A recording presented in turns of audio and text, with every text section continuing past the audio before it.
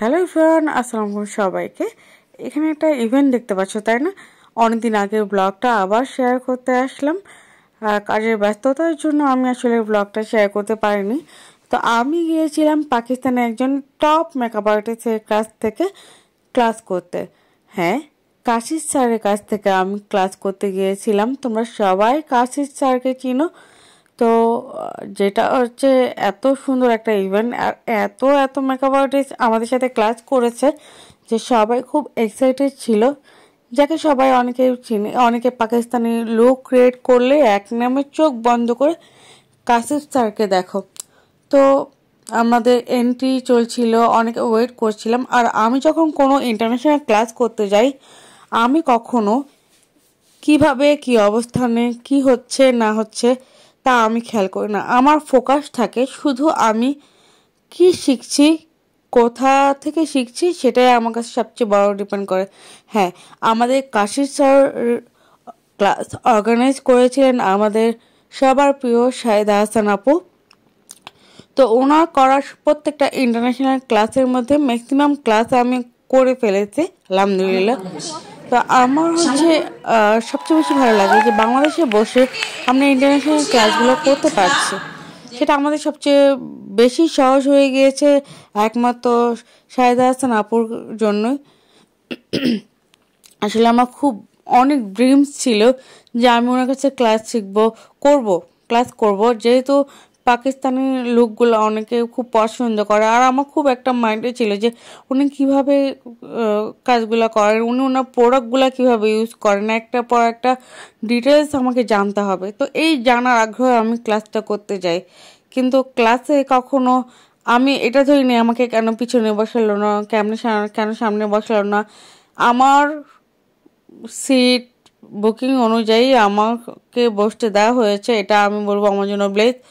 আমি যে বসতে পেরে ক্লাস করেছি সেটা আমার জন্য ব্লেস।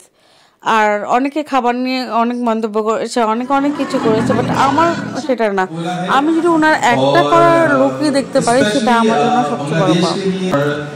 जितने भी यहाँ मोहब्बत और उसके लिए मैंने स्पेशली की चीजें शायद अपने স্যার আমার জন্য অনেক গুরুত্বপূর্ণ কিছু অনেক কথাই বলেছিলেন, আমার এখনো মনে আছে। আর উনি এত বড় একজন মেকআপ আর্টিস্ট, তারপর ওনার ভিতরে বিন্দু মাত্র পরিমাণ কোনো অহংকার বা হিংসা নেই। আর লাস্টে আমাদের সার্টিফিকেট দেওয়ার পরে আমাদের জন্য ছোট্ট করে হলেও উনি ধৈর্য ধরে ভিডিও করেছেন এবং 23টি লুক ক্রিয়েট করা হয়েছিল। অনেকে অনেক কথা বলেছে, অনেকে অনেক নেগেটিভ করেছে, কিন্তু আমার কাছে হচ্ছে আমরা যে দেখতে পেরেছি ওনার ড্রেসগুলো আমরা সামনে থেকে দেখতে পেরেছি, এটাই আমাদের কাছে সবচেয়ে বড় ব্যাপার। আর অনেকে খাবার নিয়ে অনেক মন্তব্য করেছে, অনেকে অনেক কিছু করেছে, কিন্তু আমার কাছে আমি স্যারের প্রত্যেকটা ক্রিয়েট করা মেকওভার লুক দেখতে পেরেছে এবং ওনার কাছে করার পর আমি অনেক সহজ একটা জিনিস শিখলাম যে উনি হাত দিয়ে কীভাবে আই লুকটা ব্লেন্ডিং করে ফেলে, মানে আই শ্যাডো না, শিমারটা কীভাবে সুন্দর করে ব্লেন্ডিং করে ফেলে, হাইলাইটটা কী সুন্দর করে ব্লেন্ডিং করে ফেলে, যেটা আমি দেখে অনেক ভালো লাগলো। এইটা হচ্ছে স্যারের প্রথম দিনে ক্রিয়েট করা লুক এবং ওনার প্রোডাক্টগুলো এতটাই সুন্দর কি বলবো।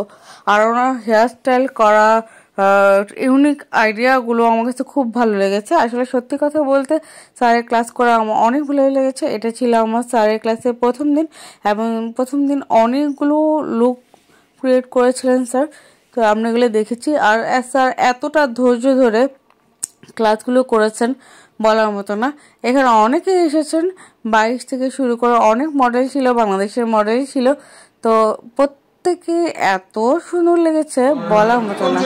আর উনি কীভাবে আমাদেরকে ওনার প্রোডাক্টগুলো ইউজ করতে দেখিয়েছেন, আসলে সত্যি কথা বলতে ওনার প্রোডাক্টগুলো খুবই রিজনেবলের মধ্যে এত সুন্দর। আর স্যার আমাদেরকে এত সুন্দর করে ক্লাস করেছেন বলার মতো না।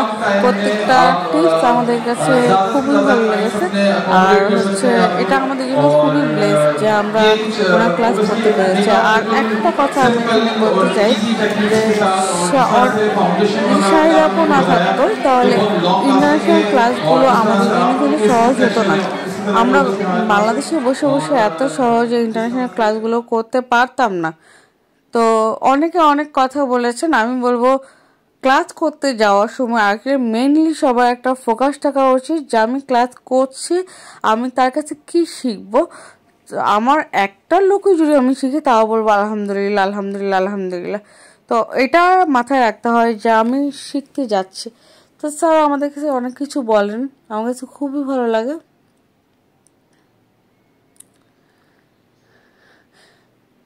আর স্যার কিন্তু শাহিদা আপুর কথাতে বাংলাদেশে এসেছেন, আর উনি এতটাই হ্যাপি ছিলেন, উনি ভাবতেও পারেন না যে আমরা ওনাকে দেখার জন্য ওনাকে মানে আমরা এত বাংলাদেশে মানে আসাতে আমরা এতটাই এক্সাইটেড যে বলার মতো না। আসলে আমার কাছে অনেক ব্লেস। ক্লাস শেষ করে বাসায় চলে যাই, একটু লেট হয়ে যায়, তারপর আমি বলবো যে অনেক এনজয় করেছি ক্লাস।